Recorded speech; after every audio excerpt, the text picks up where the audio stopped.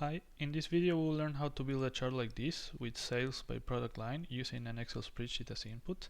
You can try it yourself by going to app.instadeq.com and click try it now.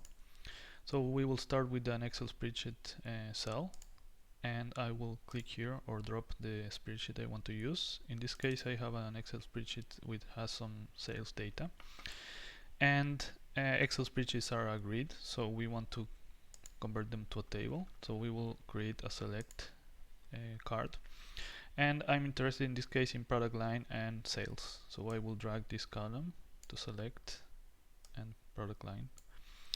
We can give them better names than the defaults, so this one will be sales and this one will be product line. We can reorder them, and we want to skip the first row because it has the name of the column. So I'm going to click here in this range of rows and I will select 2 instead of 1, so we can skip the first one.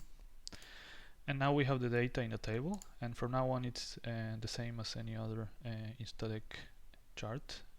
We want to do a group by, so we can group the sales, the sum of sales by product line.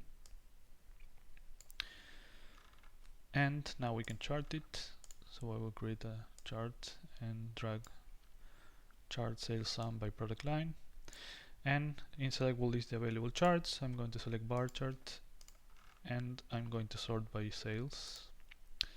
We can do something else in the settings. For example, we can change the color for a solid color, for example.